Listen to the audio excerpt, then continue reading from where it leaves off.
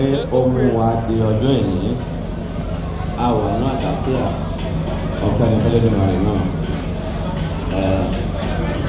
A ti pé ọgbọ̀n ọdún lénìí bí a dá ẹgbẹ́ OPC sílẹ̀. Mo wá kí gbogbo lọ́balọ́ba tó wà lórí ìdòdó, mo kí àwọn olóyè lóyè, mo kí àwọn baálẹ̀, mo kí ọkùnrin, mo kí obìnrin, mo kí ọmọdé, mo tún kí àgbàlagbà bákan náà. Ẹ ṣe akódìdé àpò àfi ọmọ ènìyàn ṣe lè ta sílẹ̀ ẹ̀rọ ìrìnà rẹ̀ kò ní malé náà jẹ́. Ẹ̀tọ́ wa padà débẹ̀ láyọ̀ àdìgbòmọ́ làwọn abálẹ̀ wa àtàyà àtọmọ àgbàkọ̀tà wa sílẹ̀. Bàbá wa tó jẹ́ olórí OPC Ààrẹ Ọ̀nà Kakanfo Gani Adams, mo kí ẹ òpó ìnáwó òpó ètò ẹgbẹ́ tó kójọ náà, ẹgbẹ́ náà kò ní pọ́n mọ́ ẹ lọ́wọ́. A máa dàgbàsókè, a máa ní lọ síwájú, a máa pọ̀ sí àyùbẹ̀dẹ̀ ní láéláé. Àwa náà à ń dàgbà lọ lélẹ́yìí, a máa fi ọmọ fìlé lọ́wọ́, ọmọ tó máa jẹ́ alálùbáríkà, tó máa jọ́ máa láǹfààní, tó máa mọ iye Yorùbá, tó máa mọ iye ọmọ Odùduwà, torí ọmọ Odùduwà lè mí o tọkàntọkàn ni mo fi ṣe. Inú mi dùn pé mo jẹ́ ọmọ Yorùbá, ọmọ Odùduwà ní ilẹ̀ Nàìjíríà tá a wà yìí. Nàìjíríà náà kò ní bàjẹ́ lágbára Olódùmarè. Òkè ẹ̀ṣẹ̀ ẹ̀kọ́. Distinguished ladies and gentlemen, we don't have the whole day right back now. We've honored Almighty God. It's time to honor our dear nation, Nigeria.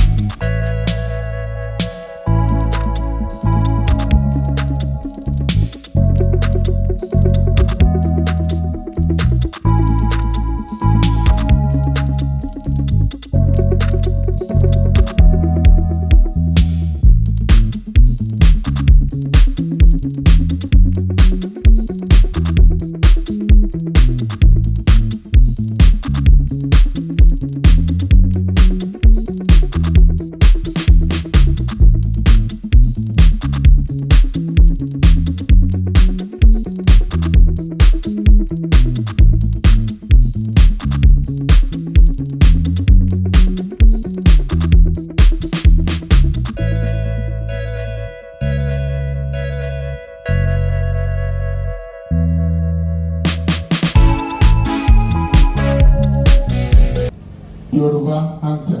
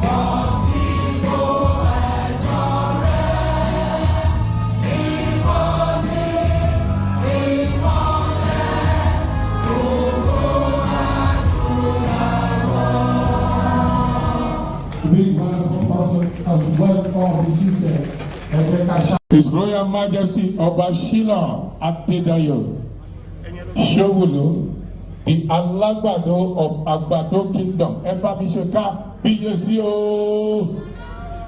Akílódé kò tí ì tó, ẹ bá mi ṣe kábíyèsí o. Ẹ bá mi ṣe kábíyèsí látẹ̀wọ́ tó rí rẹ̀. We also have here His Royal Majesty Ọba Ṣọfẹlá Ọlálékan Túndé, the Olu of Olomowewe Kingdom, Agbado Ifọ̀. Going to be the diamond of Yoruba land. And here we are today going to celebrate the OPC, Odua People's Congress. When he elected me or suggested that I should be the chairman for the committee planning these events, I thought that how come? But well, I don't deny him because he is somebody I respect so well and will always respect me. I have told people that I am proud to be an OPC member. I'm not arrogant. I'm proud to be very close to the Aare Ona Kakanfo of Yoruba land, Gani Adam. I'm not arrogant. When I'm doing things with the OPC, I know a bit about the journey so far, which we have the books published, which I think we are going to unveil very soon. So that is why I am today standing in front of you all, saying my big thank you to Aare Ona Kakanfo. But however, even though I have jumped the protocol, I want to return to it. Iba, Gani Adams, the Aare Ona Kakanfo of Yoruba land, I do.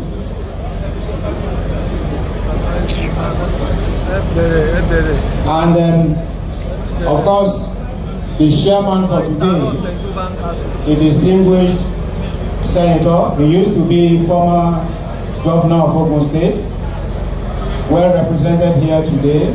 He's somebody I know very well through Iba Gani Adams. Please, you are welcome to this occasion. Thank you for coming.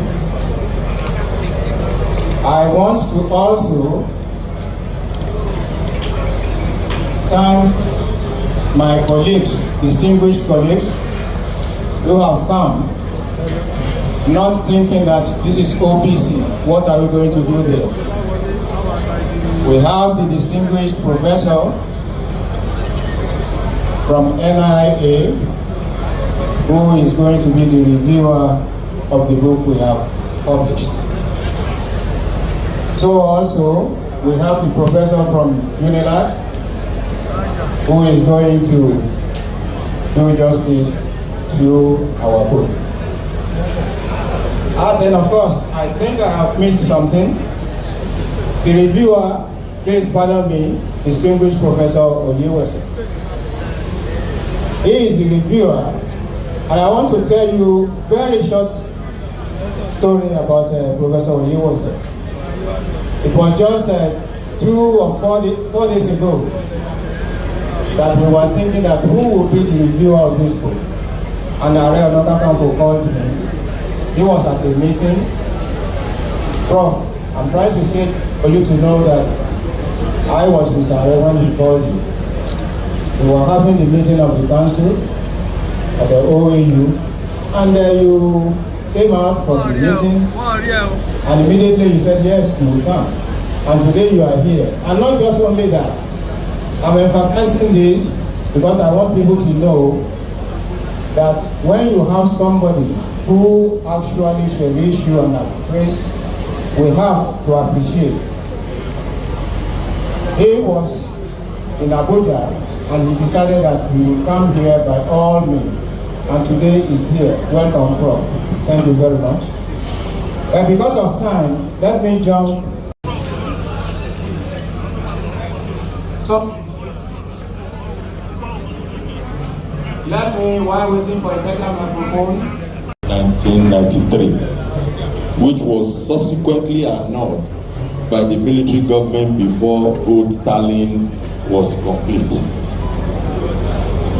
We are all witnesses from our various positions and corners, active and silent watchers, to the later happenings of the resultant struggle and the aftermath of Kudirat and MK Abiola's death, various assassination plots, and threats on advocates of democracy, with surge of many fleeing Yoruba homeland into safety in diaspora to continue with the struggle for the democracy. As all this was happening, Dr. Faseun, and with close support of his able lieutenant, Gani Adams, now Aare Ona Kakanfo, were on ground holding forth Idiga, meaning the fear of OPC is the beginning of wisdom. Before this time, armed robbers, armed robbery, etc. were prevalent everywhere, but all of them disappeared. Wọ́n ti ọwọ́ ara ọmọ ara wọn, wọ́n ti bọ̀ṣọ́, wọ́n ti ọwọ́ ara wọn bọ̀ṣọ́. When OPC came to the rescue of the people. This was the beginning of OPC notable objective as the People's Vigilante Global Group, to complement the effort of state governments and the police. The noble vigilante activities of OPC will not be complete if we don't mention the ugly period that devil crept into his leadership structure, with all sorts of conspiracy emerging and creating faction.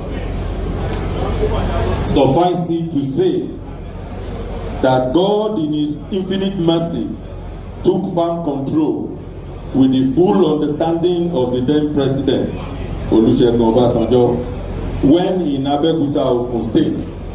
During my time as the governor of Ogun State, the rancor was finally settled, signed and sealed via agreement between Gani Adams becoming the national coordinator in order to bring the factions under one body, while Dr. Faseun remains his president and spiritual father.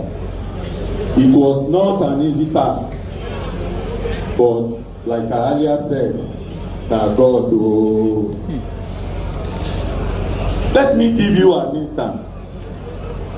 I mediated a particular discussion after about 5 days deadlock with Dr. Faseun and Gani Adams. Both bluntly disagreed. So I then deployed some of our very strategy, locked the two of them up in a comfortable room, hoping that if there is no third party present, by the time I come back after about 8 hours, father and son will have reconciled. By the time I opened the door, I met the two sitting on different chairs, backing each other. Though I was initially shocked, but quickly gathered my thoughts that the heart could be a beacon. As my late grandmother used to say, if the two people are fighting and they decide to sit backing each other, then it means the cost of the fight is 50% resolved. If that, immediately I decided to raise a special Yoruba and biblical song. You want to hear? Ìjà dópin, ogun sì tán, ogun olùgbàlà jagun mọ̀lú, and so on. So they embraced each other. Who says God is not in our garden? And so as they usually say, the rest is now history. Let us stand up and observe 1 minute silence for the soul of Dr. Fasehun. Can we?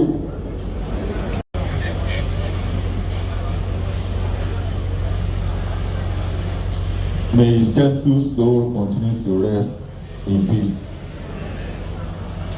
I now congratulate Aare Gani for piloting the affairs of OPC thus far, non-violently, with honor and candor. And I can testify, it is not an easy task to be in charge of this very strong Yoruba intellectual across 137 local governments in the Southwest, with capacity to lead others in the emerging community policing when passed into law as part of the local reforms that is coming. God will continue to be your provider and negotiator. You will navigate it, and God will be with all of us. Congratulations, everyone.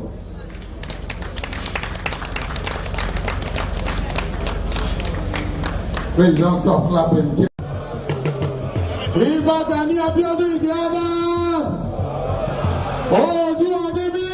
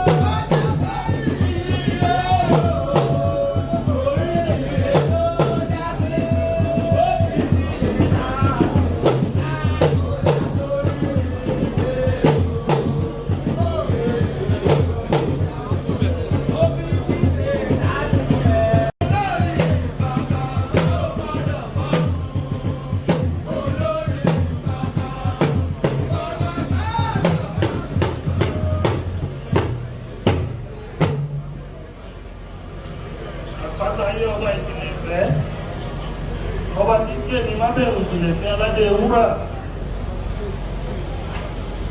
ọba àlẹ́ni, ọba àlánà, ọba ti gbé ayérayé gbogbo, ọlọ́wọ́ gbọgbọrọ tí ń gbọmọ rẹ̀ lọ́wọ́ ọ̀fìn ayé o, ọba kọ̀ máa ti tà lẹ́yìn, àdúró pọ̀npọ̀n lẹ́yìn aṣòtítọ́, ṣùgbọ́n ìlọba tí ń dání, ìlọba tí ń lani, ẹni ọ̀bàbà tí ń gbára lé tí ń gbára kó, èyí ni alpha àti omega, ọba tó bẹ̀rẹ̀ sí lọ́jọ́ òpin, kábíyèsí Elédùmarè adúbàrẹ̀ lọ́jọ́ tì ní ìrún. Àdúrà ọmọ tẹ dá sí àgbélé ọ̀run, àdúrà ọmọ tẹ dá sí gbogbo igun mẹ́rin àgbáyé, àdúrà ọmọ tẹ dá sí agbede méje ayé àti ọ̀run, àdúrà ọmọ tẹ dá sí sọ́mọ̀ méje ilẹ̀ méje, àwọn àdúrà ọmọ tẹ dá sí igun mẹ́rin àgbáyé, kábíyèsí Elédùmarè gbàdúrà wa o. Àdúrà lálẹ́ ìlú yìí, àdúrà ṣẹ̀dálẹ̀ ìlú yìí, àdúrà ọmọ tí ó so ìlú yìí ró, Elédùmarè wá gba ìdíwà wa. Your Excellency, Governor Babajide Sanwo-Olu, ably represented by Engineer Tarid Olusola Balogun, Senior Special Assistant on Political and Legislative Matters to the Executive Governor of Lagos State. Your Excellency, the Governor of Ekiti State, Governor Biodun Oyebanji, ably represented by Otumba Dolamu Adeli, Honorable Commissioner for Special Duty. Your Excellency, Engineer Seyi Makinde, the Governor of Oyo State, ably represented by Honorable Chief Akin Ademola Ike, Chairman Local Government Staff Pension Board, Oyo State, and also Barbecue, Aare Ona Kakanfo of Yoruba. Your Excellency, Governor Prince Dapo Abiodun, the Governor of Ogun State, ably represented by Chief Fagbai Oluwaseun, Honorable Commissioner of Culture and Tourism. Also, Chief Balogun Nurudeen Olaleye, Chairman Ogun State Palliative Medicine Board, also representing Ogun State Governor. Also, my good friend for a long time, Comrade Tunde Oladujoye, Senior Media Consultant to the Governor of Ogun State, and PRO OPC Ogun State, is also one of the entourage of the representative of Governor of Ogun State.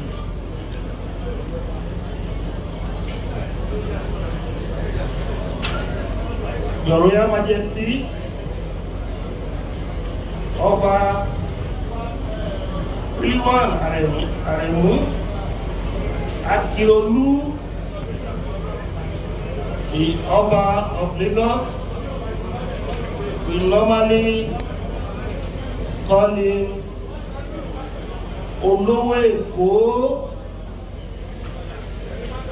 We call him Olowo Eko.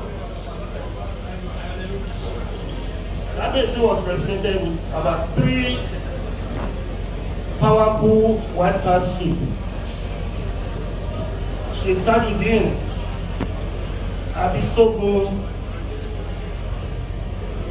Ojo of Lagos, Chief Waidi Ayeni Sasore of Lagos, Chief Idikunle Bali Oluodakonde of Lagos, and the staff of office here.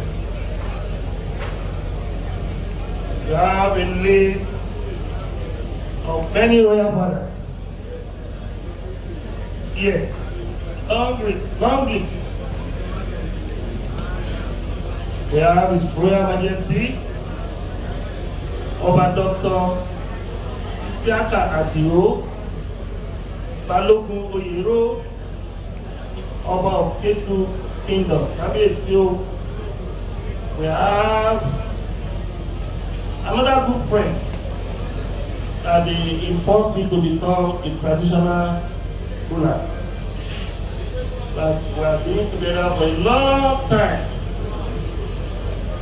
The Alagbado of Agbado Kingdom, His Royal Majesty Oba Shilion Adedayo Sobolu, the Alagbado of Agbado Kingdom.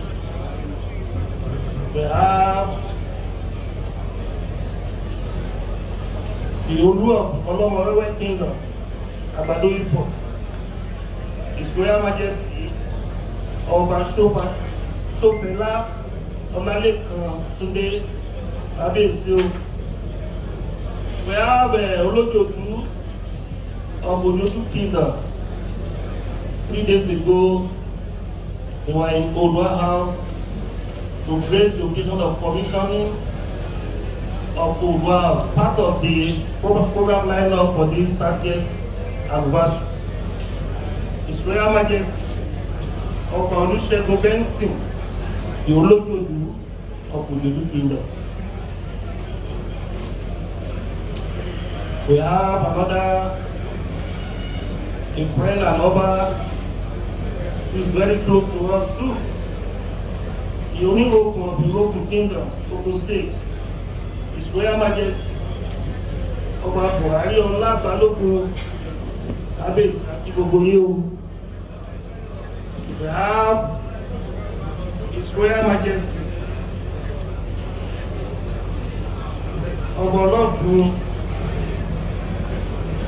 Ogigo Ayedun. Okay.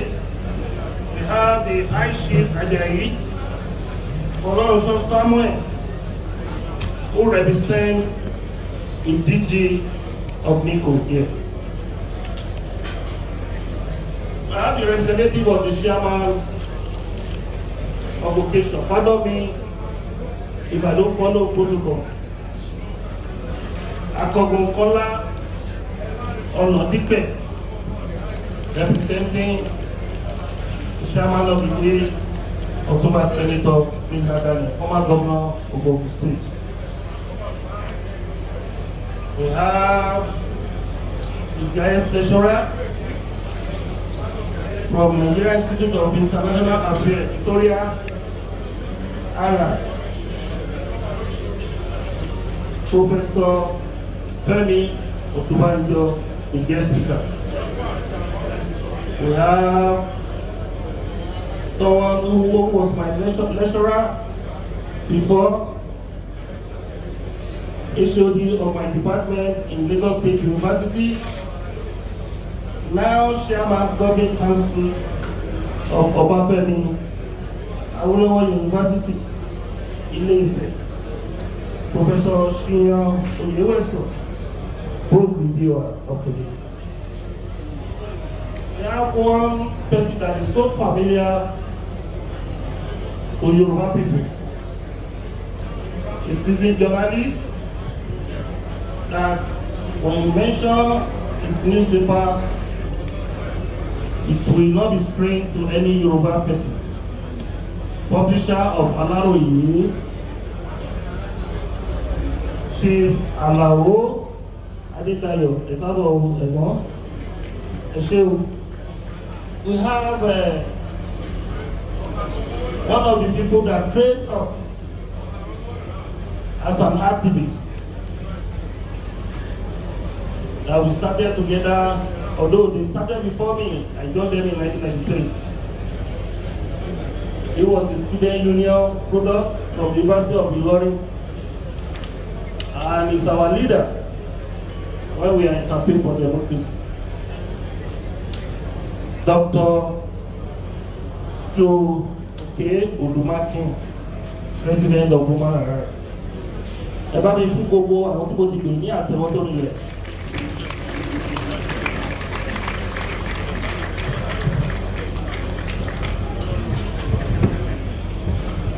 Gbogbo èyí tí mo lè fi lè fún tẹ́lẹ̀, sólà mo lè fi lè ṣe ní kọ́tún láwùjọ díẹ̀ sí. Ṣé ká wò ló mélé wá? Ẹ bá fowó ẹ̀rà nǹkan máa ń kọ lóyìn. Gbogbo èyí tẹ́ ń pariwo bẹ́ẹ̀ lé ní o. Èmi ò jọjọ́ arúgbó. Akọ́ra wa lé labi ní kájọ jókòó papọ̀. Ẹ̀yin mẹ́ta mò ń bá wí o, mi ò tó bọ́ba láyé wí o.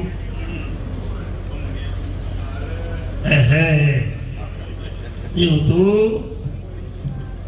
bá ọba sọ̀rọ̀ bẹ́yẹn o, ṣùgbọ́n ẹ̀yin mẹ́mbà, ẹ̀yin ajẹ́nọ́sì, ìní ọjọ́ oríire láwa o. Kudu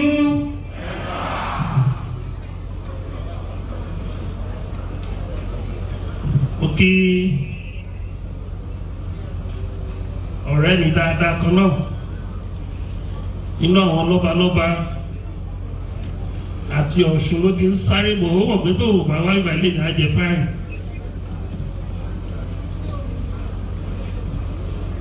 The Onígbàyè of Ìgbàyè Kingdom, Ọba Joseph Moronfoye Okunlọ́lá Òní. Ẹ ṣé o. Mo kí ọba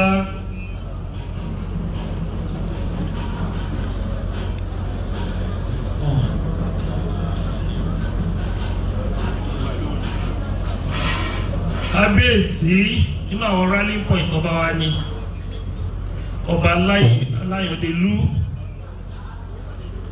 ọba Gani àsùnwọ̀n ẹ̀ṣẹ̀ kábíyèsí àmàrí yíbá o PRO Yorùbá ọba fúnra ọba mi ìlú ti wọlé ni kábíyèsí oníṣàṣà of Ṣàṣà Kingdom mo kí yín o ẹ káàbọ̀ mo á kí bàbá wa Sir Kẹ̀síntìn Adébùtú CFR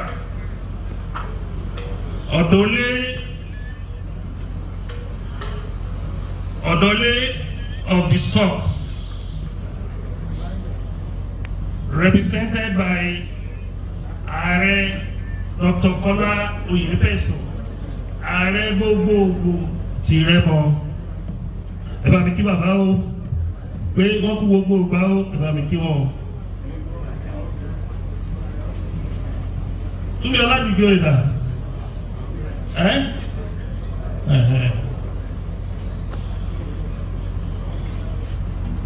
I've been one of my good friends, Afghans. Sometimes we always differ,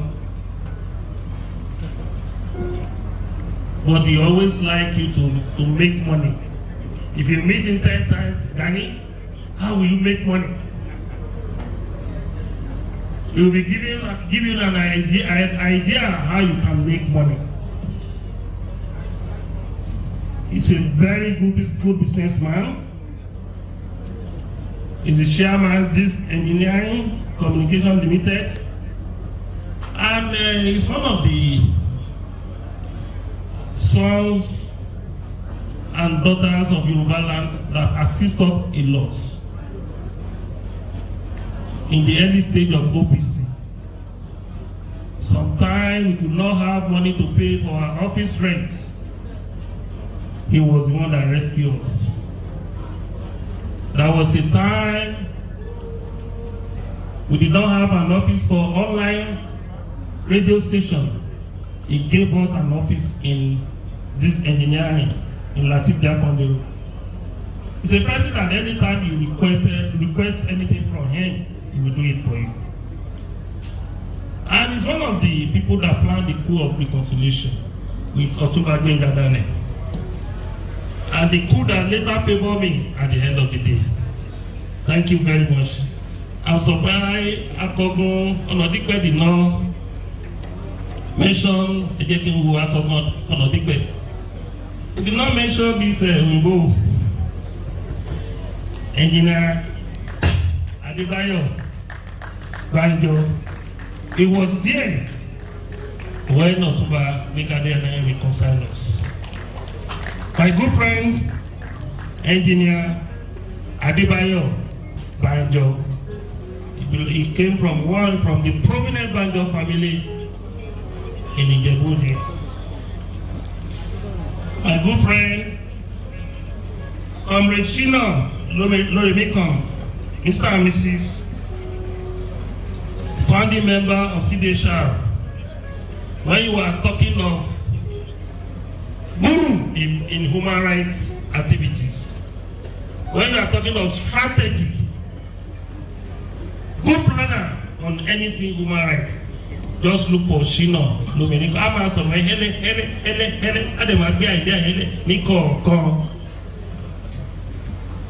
and it's a deposit of contacts. My good friend Kunle Awobodu, where are you? Where's Kunle Awobodu? Where is Engineer Kunle Awobodu?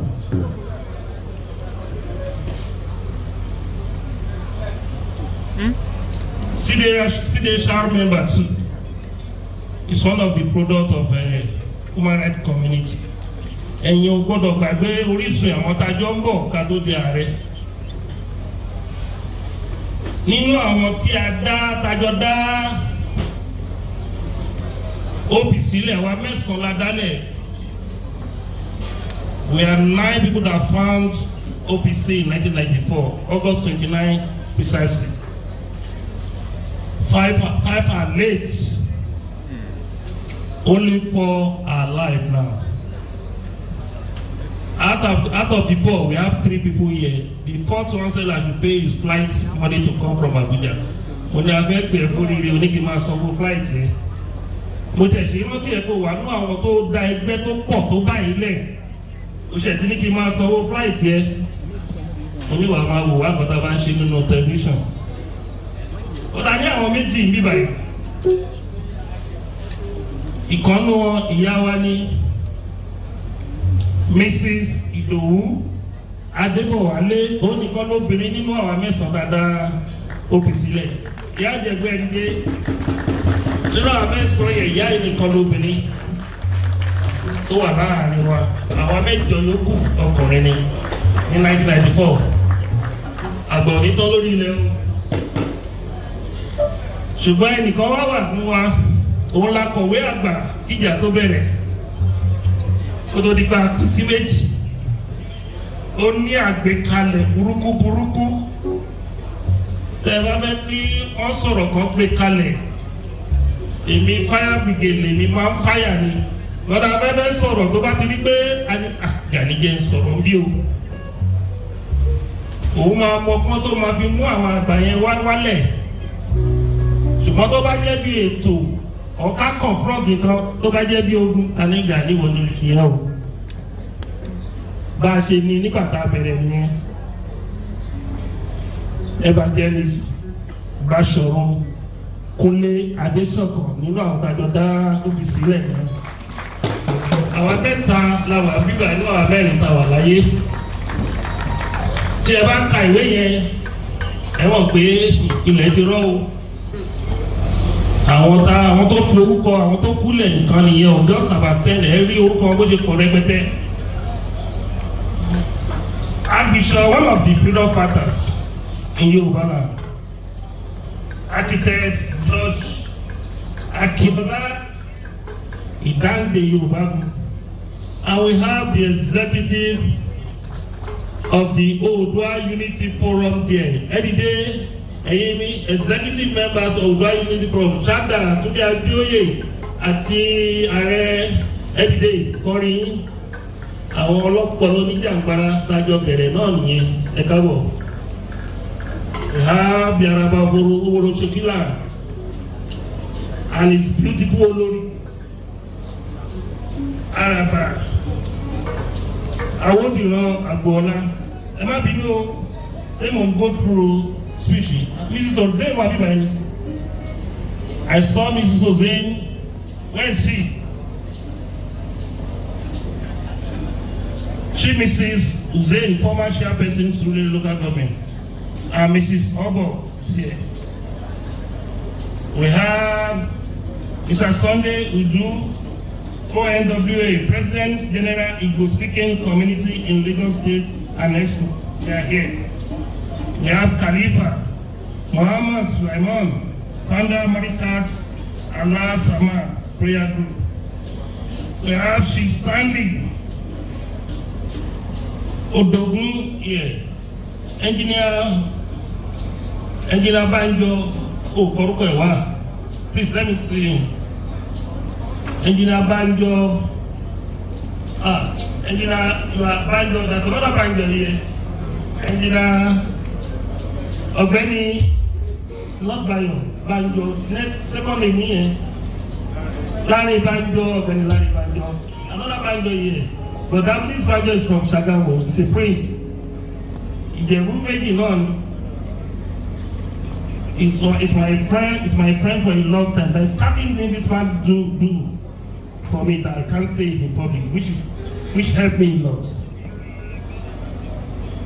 Mr. Oworabi Akin, representing director and CEO Lagos State Council of Art and Culture. Ekabo. Ẹ̀rọ mi kí dàrẹ́tọ̀ olókùn bọ̀ àmọ́ ìgbà ẹ̀tì láìpẹ́ o. Ó dà gbé ẹbí ní sàmì rèé o. Ibi tí Professor Derry ọlọ́gbẹ́lá bàbá ẹ má bínú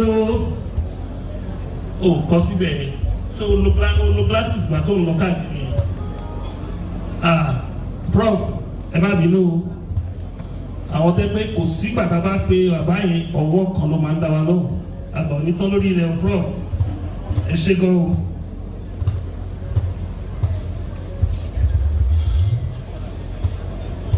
Mo ní kí olùkọ́ pẹ́ẹ́nù tó báyìí.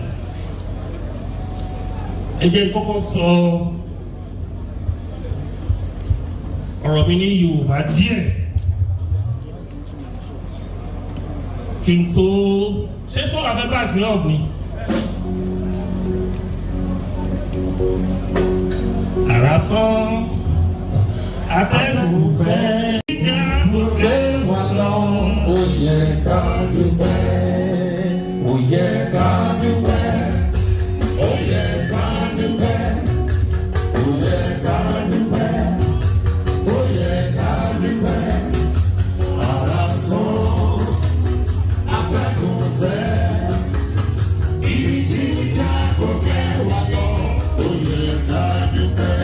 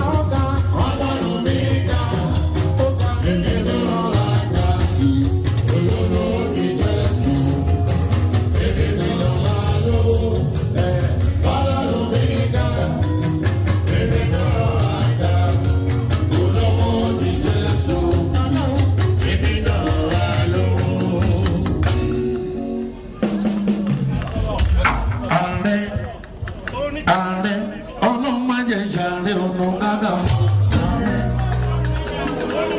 Ọlọ́run mi ga, èmi náà ga, olówó ni Jésù, èmi náà máa lówó. Ọlọ́run mi ga, èmi náà ga, olówó ni Jésù, èmi náà máa lówó. Ọlọ́run mi ga, èmi náà ga, olówó ni Jésù, èmi náà máa lówó.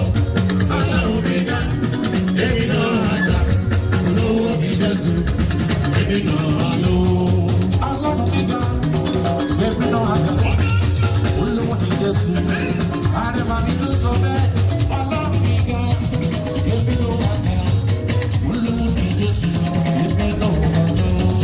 Ọlọ́run mi ga, èmi náà àgbà, olówó ni Jésù, èmi náà àlọ́. Ọlọ́run mi ga, èmi náà àgbà, olówó ni Jésù, èmi náà àlọ́. Lórúkọ tó jẹ́ Ọlọ́run ìyanu. Ọlọ́run ìyanu.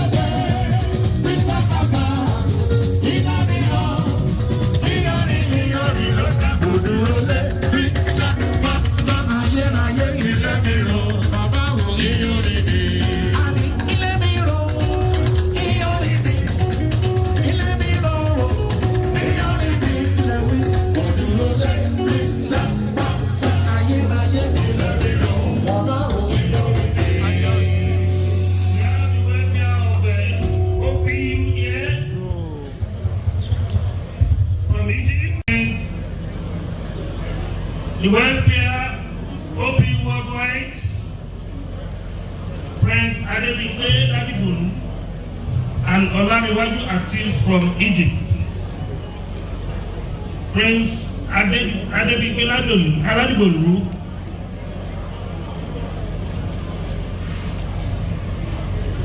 is from Dubai.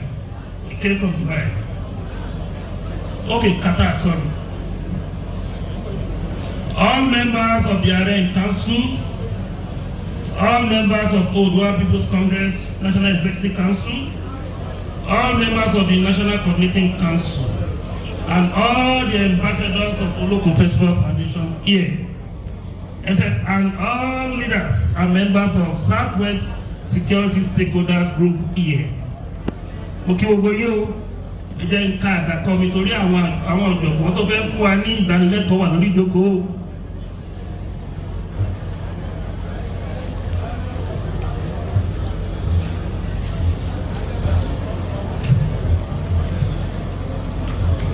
It is my pleasure to welcome you to this historic gathering.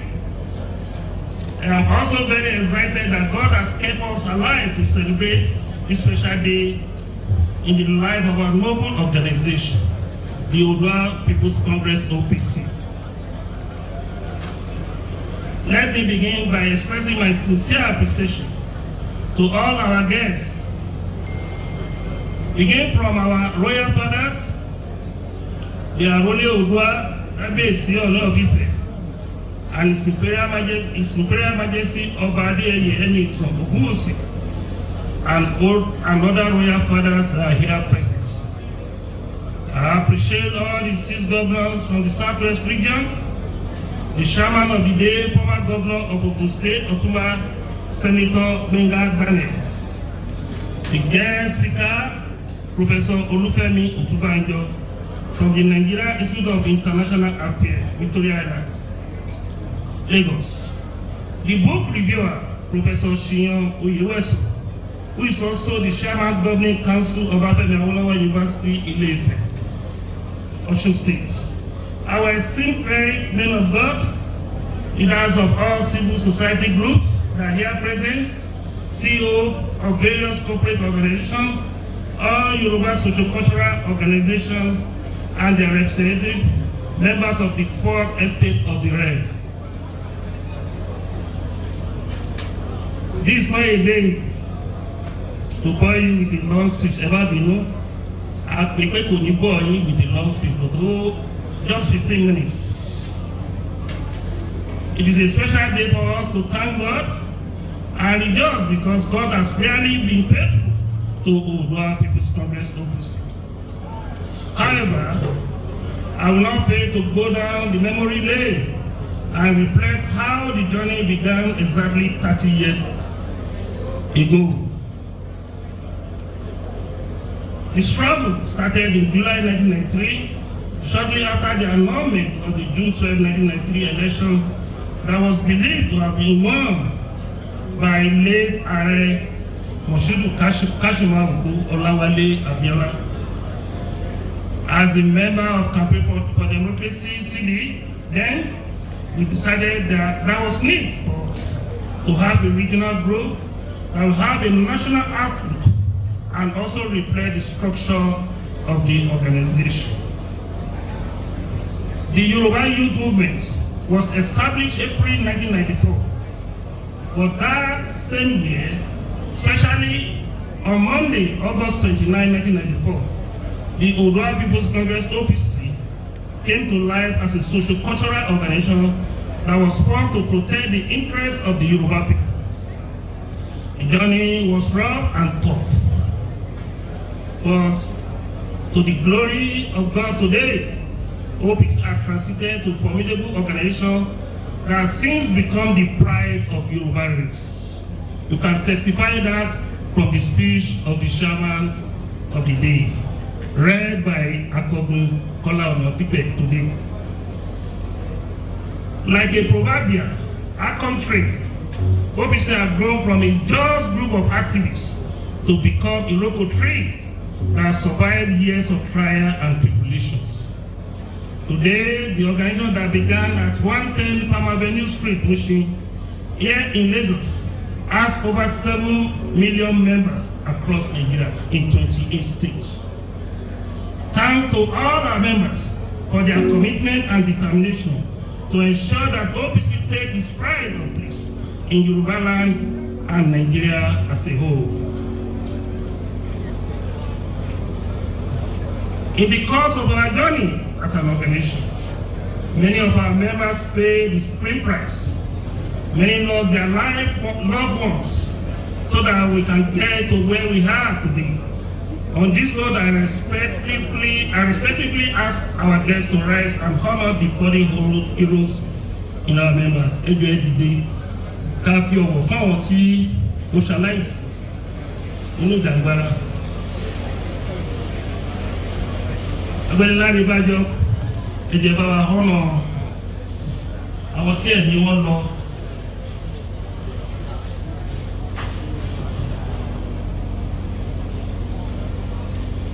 May their gentle soul rest in perfect peace. Ẹ jẹ́ jókòó, Ọlọ́run á pọ́n ilé. God bless you. It is also very important to say it here today that OPC has succeeded in doing justice to the story of the organization.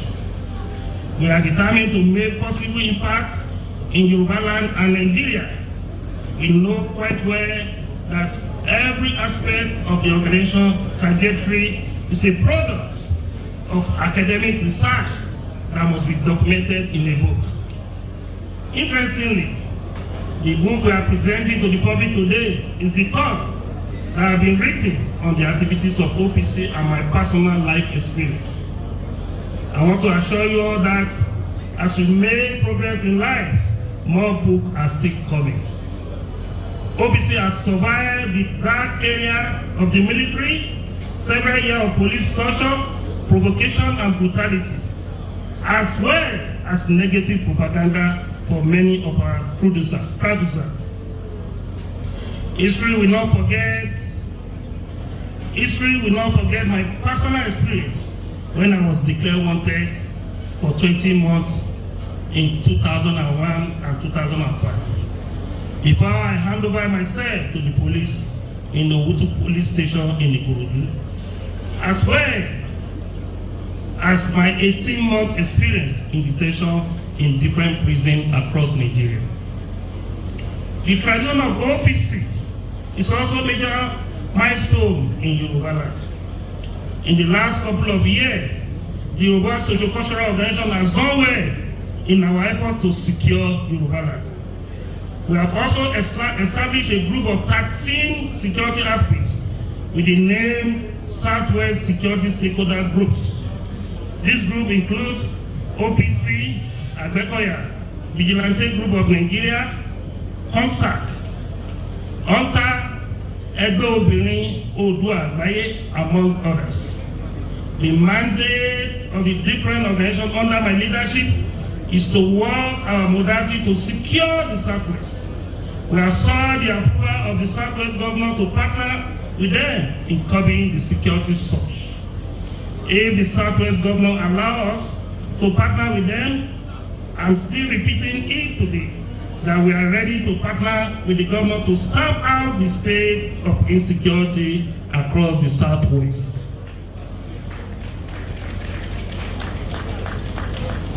In the last 3 decades, OPC has demonstrated quality leadership as a socio-cultural organization.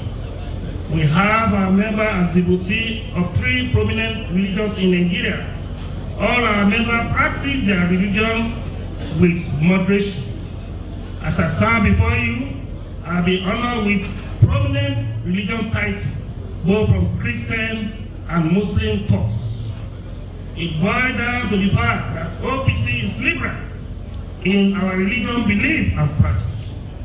Just last week, we celebrate Yoruba Heritage Day as an organization, like the victory we got with June 12 in the view of Democracy Day in Nigeria.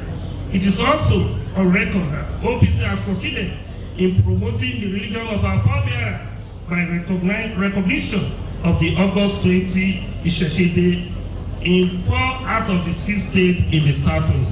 Fún alátẹ̀wọ́lé. Àbáwọn leader OPC olójókòó síbí ìjọba bá. Àwọn ọlákówá bíbá yìí.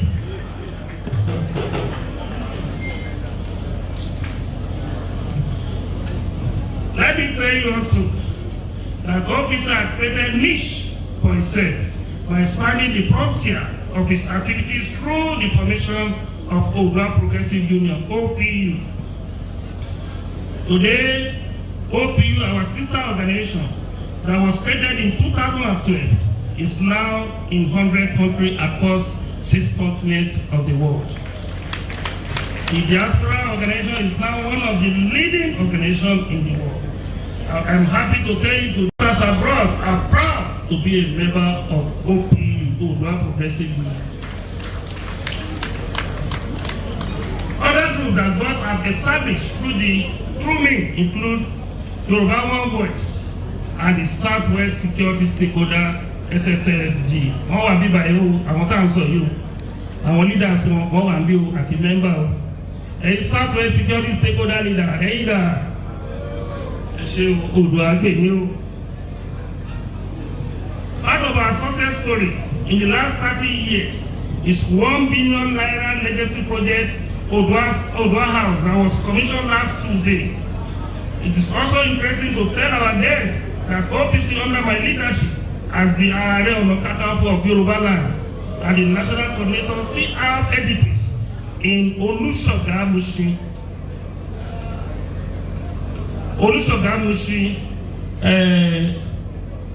Evangelization for àmọ́ ibi tá à ń sọ yìí àti ìyá ìgbẹ̀mú ibẹ̀ láti bẹ̀rẹ̀ OPC tó ti popular ọ̀dọ́ one ten bàbá abẹ́dùn láti bẹ̀rẹ̀ wọ́n ti ibi tán náà ti gbàdúrà wa tó ti pọ̀ ní Olúṣọ̀gá street ní Mushin. A 21 apartment 4 suites and 19 rooms in Abeokuta was built by this organization, and the Odua Hall in Ilefe is under construction. We have OPC building in Oyo and Kwara State. They are landed property in Udo, while the Ekiti State is still ongoing. Going forward, it is our intention to have at least 1 or 2 buildings of OPC across Southwest and even beyond. As far as we concern, the OPC will continue to be the leading organization in Yoruba and Nigeria. We will continue to project the interests of Yoruba race and will never fail in our effort to promote the cultural identity of our race. As we continue to keep the hope alive, it must be stated also that our goal and the 7 key contents of our struggle are clearly defined. These include advocating restructuring for Nigeria, protecting life and property, promotion of Yoruba culture and identity, defending the interests of Yoruba race, playing major role in cultural tourism, rendering humanitarian service and promoting the youth empowerment program, among others. Still on the position of restructuring.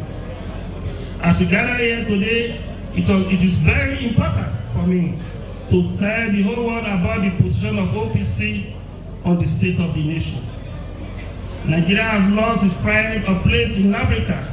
Our nation has continued to lose grip of what makes it the giant among the community of nations in Africa.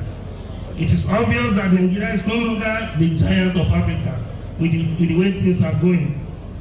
Other African countries like South Africa, Egypt are coming up with a great nation on the African continent.